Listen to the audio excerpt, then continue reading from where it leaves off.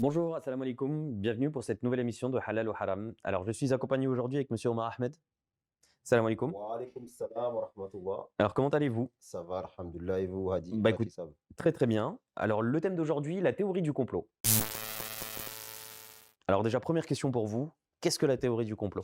La théorie du complot, pardon, c'est une, une théorie qui prétend, en fait, qu'il existe des individus qui agissent en coulisses et qui sont responsables des événements que l'on pense être liés à des causes, on va dire, naturelles, comme par exemple une pandémie.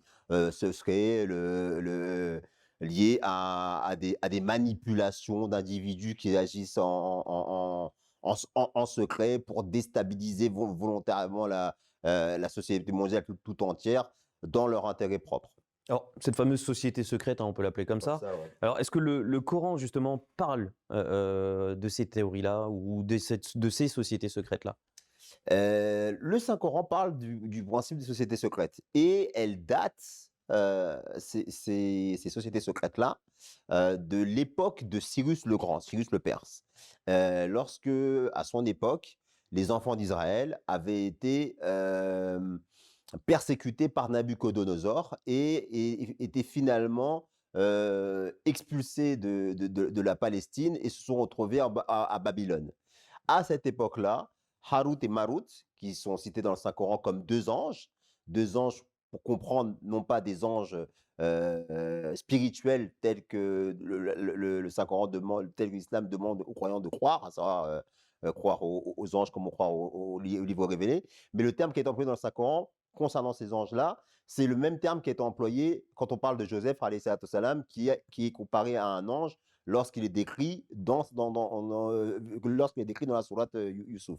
Ben, pareillement, Harut et Marut sont des anges et le deuxième calife de l'Ahmadiyya a même été jusqu'à dire qu'en réalité, les termes anges ont été employés parce qu'en fait, il s'agit de 2 prophètes des enfants d'Israël à qui Allah avait enseigné l'art de pouvoir fomenter un complot pour pouvoir renverser un gouvernement inique. Et donc, ces 2 anges-là ont aidé Cyrus le Grand, qui était un unitarien, un suivant du prophète Zoroastre, à renverser le pouvoir qui dominait le peuple juif et leur a permis ensuite, en retour, de les faire retourner vers Jérusalem et ont pu même reconstruire le temple à cette époque-là. Et donc, dans ce contexte-là, on voit que le principe de la société secrète, dans l'absolu, n'est pas une mauvaise chose, parce que là, pour le coup, ça a aidé des personnes qui étaient dans une situation où ils étaient persécutés pour leur foi, à pouvoir recouvrer justement leur liberté et pratiquer librement leur culte, aidés d'un souverain unitarien lui aussi. Par contre, le Saint-Coran nous parle aussi de l'époque de Soulaïman, de Salomon, alayhi salatu wassalam, dans laquelle époque cette technique qui avait été enseignée par les 2 prophètes israélites pour aider le peuple d'Israël à recouvrer sa liberté, eh bien, elle a été utilisée par ces mêmes personnes de la communauté des enfants d'Israël, mais contre leur prophète, à savoir Salomon, alayhi salatu wassalam, qui en islam est considéré non seulement comme un roi, mais aussi comme un prophète. Mais lorsqu'ils ont essayé d'utiliser la même technique contre Salomon, alayhi salatu wassalam, eh bien, à ce moment-là, ils n'ont pas eu gain de cause parce qu'ils l'ont utilisé à mauvais escient et surtout, ils l'ont fait contre un envoyé de Dieu. Donc, le Saint-Coran parle des 2 phénomènes. La société secrète, quand elle est employée vis-à-vis d'une bonne cause et lorsqu'elle est employée dans un intérêt malveillant. Et le Saint-Coran va plus loin en nous expliquant que le saint prophète Mohammed lui-même aussi a été victime des sociétés secrètes. Et historiquement, ça a pris la forme sous l'Empire perse, lorsque des opposants au saint prophète ont poussé le Khosroès de Perse à condamner le saint prophète sallam et à lancer un mandat d'arrêt contre lui. Mais comme justement ces intrigues, donc ces 2 sous-tables, on va dire, ces intrigues, on va dire sous-marines, n'ont pas eu gain de cause et au final, Khosroès a été exécuté par son propre fils qui a enlevé justement ce mandat d'arrêt et le saint prophète sallam n'a pu être, qu'on appelle, inquiété. Donc, dans ce cadre-là aussi, les sociétés secrètes étaient en mouvement, mais n'ont pas eu gain de cause parce qu'elles se sont attaquées à un prophète de Dieu. Donc D'accord. voilà la toile de fond, voilà comment le Saint-Coran décrit la genèse des sociétés secrètes et leur succès et leur échec en fonction des circonstances dans lesquelles elles évoluaient. Donc de nos jours, un musulman peut-il croire en ces sociétés secrètes? Ou est-ce qu'il peut, voilà, est-ce qu'il peut les imaginer? Est-ce qu'il peut croire en certaines, voilà, hypothèses qui sont, émises sur certaines, chaînes, internet? Est-ce qu'on peut y croire? Le musulman doit toujours se baser sur des faits. Et le principe, comme je vous l'ai expliqué, il existe, mais à partir du moment où vous n'avez pas de faits et que vous êtes sur de la conjecture, il faut qu'il s'en écarte, qu'il s'en éloigne. Et surtout qu'il ne faut pas qu'il vive dans une certaine paranoïa. Il faut qu'il se base sur ce qui est sûr, sur ce qui est factuel.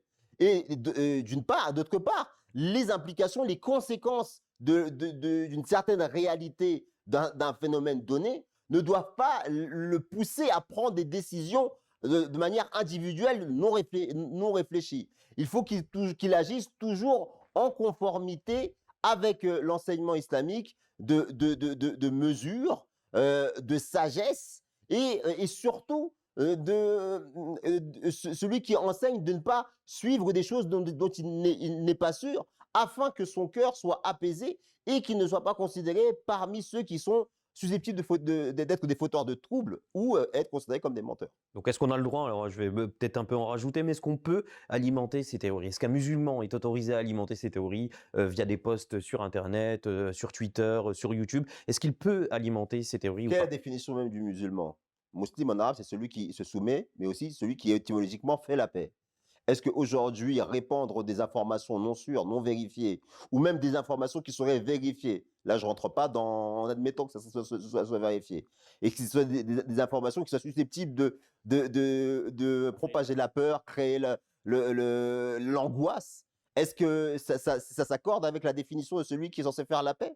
Non. Quand une personne voit des phénomènes et qu'il se rend compte de leur gravité, la première chose doit faire, c'est se retourner vers son Seigneur et se tourner surtout vers ceux qui ont la connaissance et leur demander comment on doit agir vis-à-vis de cette situation-là. Et par la grâce de Dieu, nous, notre communauté, nous avons un calife qui, lui, nous dit clairement, factuellement, ce qui se passe. Et lorsqu'il y a des choses iniques qui se passent de manière claire, de sorte qu'on a une ligne directrice qui nous empêche, nous, de tomber dans une certaine paranoïa. On voit les choses telles qu'elles sont. Par exemple, il y a une personne que j'aime bien, moi, et qui n'est pas justement dans la taille du complot, même si ce n'est pas une personne qui est dans le mainstream, c'est quelqu'un comme Michel Collomb. Michel Collomb, qui a une chaîne une chaîne de YouTube qui est sur investigation, et souvent on le taxe qu'on appelle déjà de complotisme.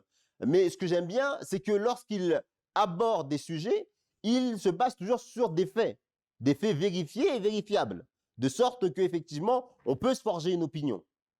Vous voyez ce que je veux dire? À partir du moment où on peut se forger une opinion sur des choses qui sont clairement à la disposition du grand public, on n'est plus dans la taille du complot. Mais si aujourd'hui on part de conjectures par rapport à des suppositions, des déductions sur certains phénomènes, là, ça devient plus problématique. Et d'ailleurs, il y en a beaucoup parmi les musulmans, malheureusement, qui tombent dans une certaine paranoïa à cause de ça.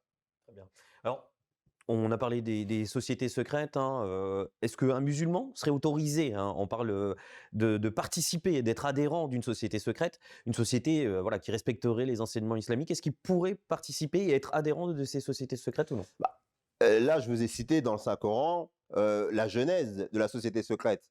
Lorsque Harout et Marout ont été suscités parmi les enfants d'Israël, c'était justement dans ce cadre bien précis. Nous, aujourd'hui, nous avons accepté le prophète Mohammed sallallahu alayhi wa sallam et nous avons accepté celui qui est venu pour rétablir le véritable islam. Et si lui avait reçu la même révélation, que s'il y avait une personne qui devait recevoir une révélation pour mettre en place des sociétés secrètes, ça aurait été l'imam Mahdi alayhi salam de la communauté de l'islam, celui qui a fondé la communauté musulmane Ahmadiyya. Mais il nous enseigne tout à fait le contraire du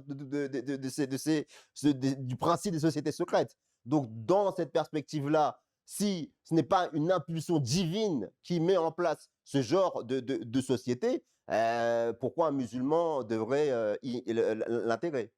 Très bien. Bah, écoutez, merci beaucoup. Merci pour toutes ces précisions et à très bientôt, Inch'Allah. Salam alaikum. Wa alaikum salam wa rahmatullah.